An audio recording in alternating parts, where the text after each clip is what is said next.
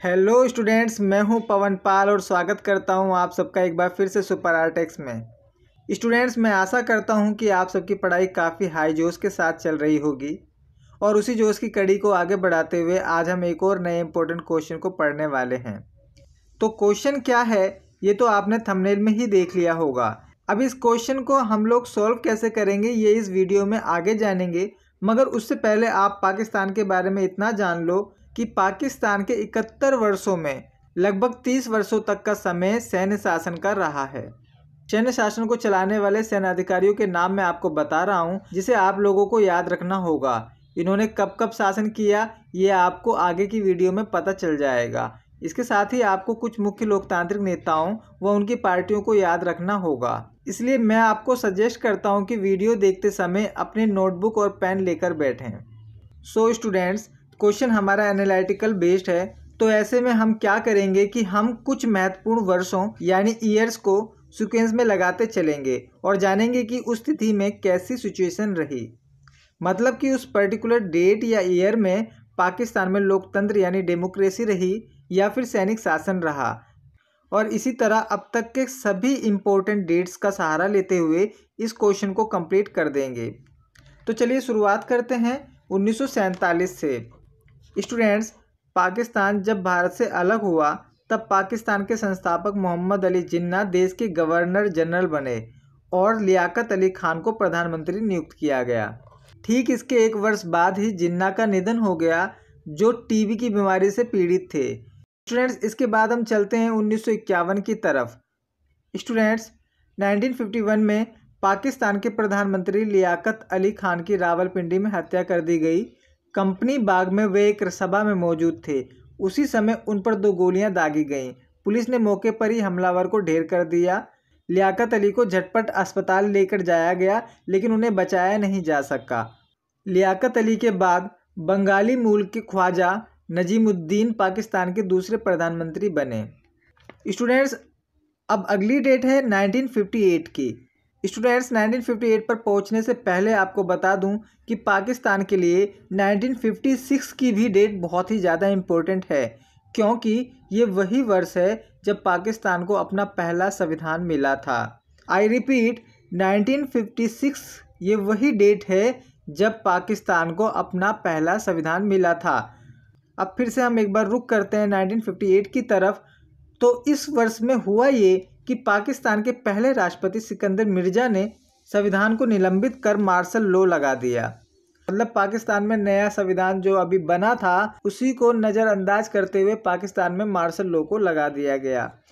फिर कुछ दिनों बाद ही सेना प्रमुख जनरल आयुब खान मिर्जा को हटाकर खुद देश के राष्ट्रपति बन बैठे और इस तरह पाकिस्तान में पहली बार सत्ता सेना के हाथ में चली गई, या यूं कहो कि आ गई। स्टूडेंट्स, चलिए अब चलते हैं 1965 की ओर। पाकिस्तान में आयुब खान ने 1965 में अमेरिका के जैसे ही राष्ट्रपति शासन प्रणाली को लागू करने का निर्णय ले लिया और वे खुद को पाकिस्तान मुस्लिम लीग के उम्मीदवार बना बैठे, जबकि विपक्ष ने उनके सामने जिन्ना की बहन फातिमा जिन्ना को उतारा। फातिमा जिन्ना को भरपूर वोट मिले, लेकिन आयुब खान इलेक्टोरल कॉलेज के जरिए चुनाव को जीत गए। इसी वर्ष भारत और पाकिस्तान का भी युद्ध हुआ, जिसमें पाकिस्तान को मुंह की खानी पड़ी। सो स्टूडेंट्स, अब हम आगे चलते हैं। अगला ईयर हमारा रहेगा 1969 का। 1969 में फातिमा जिन्ना के खिलाफ विवादास्पद जीत और भारत के साथ 1965 में हुई जंग के नतीजों से आयुब खान की छवि को बहुत बड़ा नुकसान हुआ।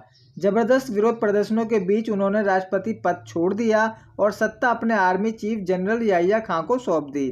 देश में फिर मार्शल लॉ लगा और सभी असेंबलियां भंग कर दी गई। स्टूडेंट्स, अगली डेट रहने वाली है 1917 की।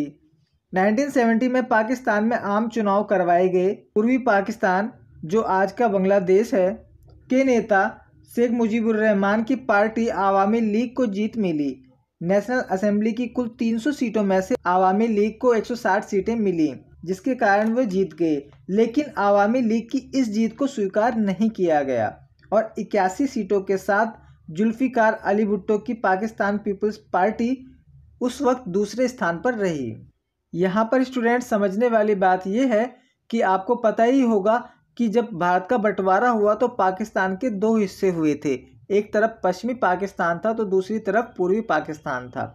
हुआ ये था कि पश्चिमी पाकिस्तान के जो नेता थे वो नहीं चाहते थे कि पूर्वी पाकिस्तान का कोई भी व्यक्ति सत्ता को हासिल करे। यही रीजन रहा कि नेता शेख मुजीबुर रहमान की पार्टी जीत भी गई लेकिन उन्हें सत्ता नहीं दी गई।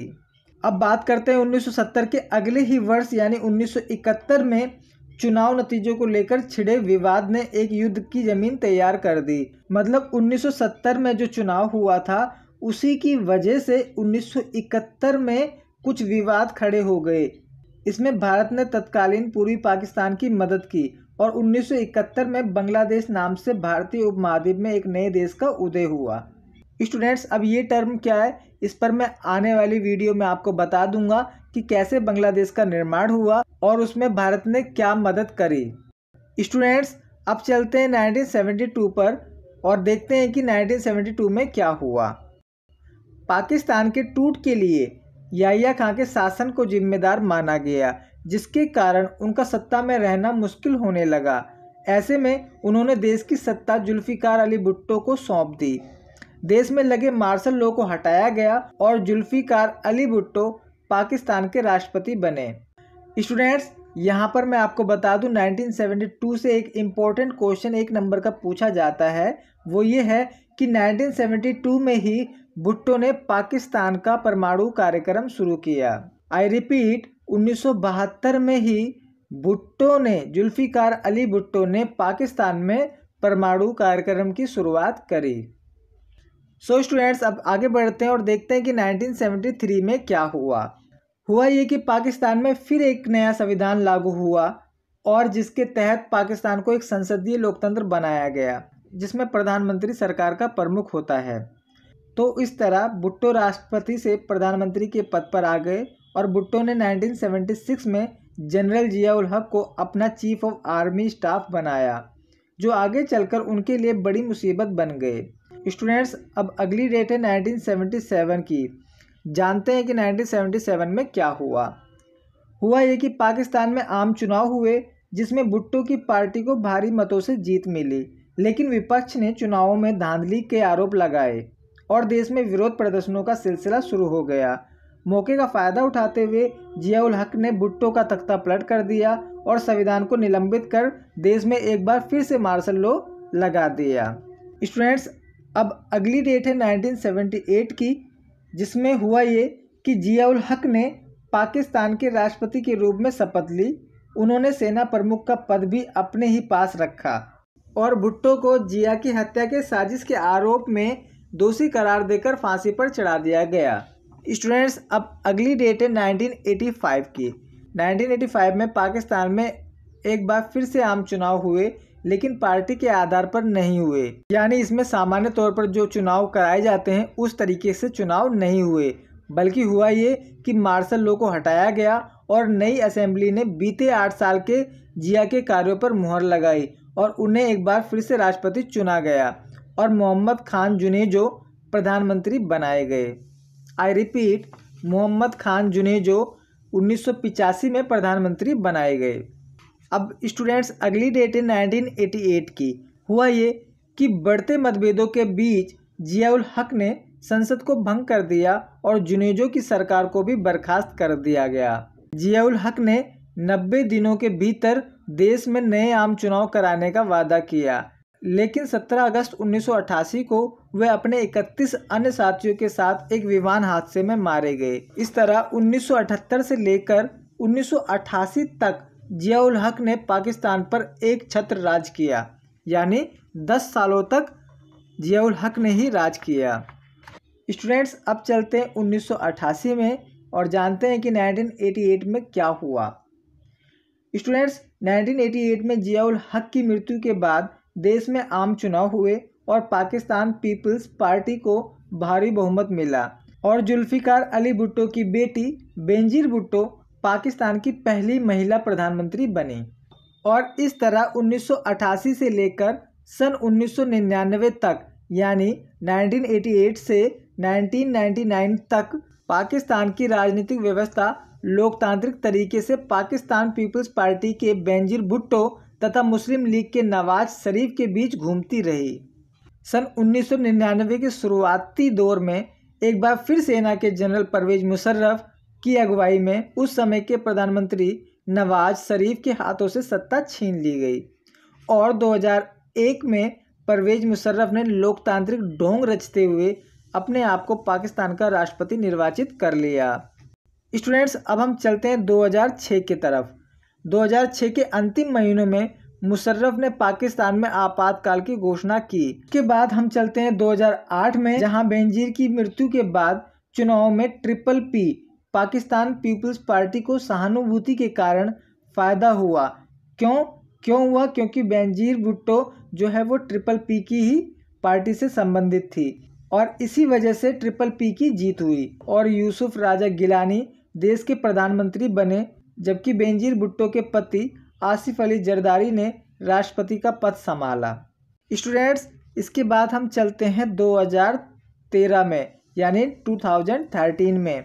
हुआ ये कि 2013 में पाकिस्तान मुस्लिम लीग के नेता नवाज शरीफ प्रधानमंत्री बने। इसी चुनाव में क्रिकेटर इमरान खान की पार्टी भी पाकिस्तान की तीसरी सबसे बड़ी पार्टी बनकर उभरी थी और 2017 में भ्रष्टाचार के आरोपों में प्रधानमंत्री नवाज शरीफ को अपनी कुर्सी गंवानी पड़ी। सो स्टूडेंट्स, इसके ठीक एक साल बाद 2018 में पाकिस्तान में एक बार फिर आम चुनाव हुए, जिसमें सेना पर आरोप लगा कि वह नवाज शरीफ और उनकी पार्टी को सत्ता से बाहर रखना चाहती थी। इसलिए चुनाव मैदान में वर्तमान प्रधानमंत्री इमरान खान, यानी आज के जो प्रधानमंत्री हैं पाकिस्तान के इमरान खान, उनको सेना का समर्थन मिला। चुनाव प्रक्रिया में भी धांधली के आरोप लगे। फिलहाल इमरान इस वक्त पाकिस्तान के प्रधानमंत्री हैं, लेकिन इस वक्त पाकिस्तान बड़े ही आर्थिक संकट से गुजर रहा है और इस बात की कोई गारंटी नहीं है कि पाकिस्तान में अब लोकतंत्र स्थापित हो गया है, क्योंकि पाकिस्तान में लोकतंत्र कब तक चलेगा ये केवल भविष्य में ही छुपा हुआ है। सो स्टूडेंट्स, आई होप कि आप लोगों ने वीडियो को ध्यान से सुना होगा। यदि आप लोगों को वीडियो में किसी शब्द का मतलब ना पता हो तो आप बेफिक्र होकर के कमेंट बॉक्स में मुझसे पूछ सकते हैं, मैं आपको डेफिनेटली रिप्लाई करके बता दूंगा। मिलते हैं अगली वीडियो में, तब तक के लिए पढ़ते रहिए।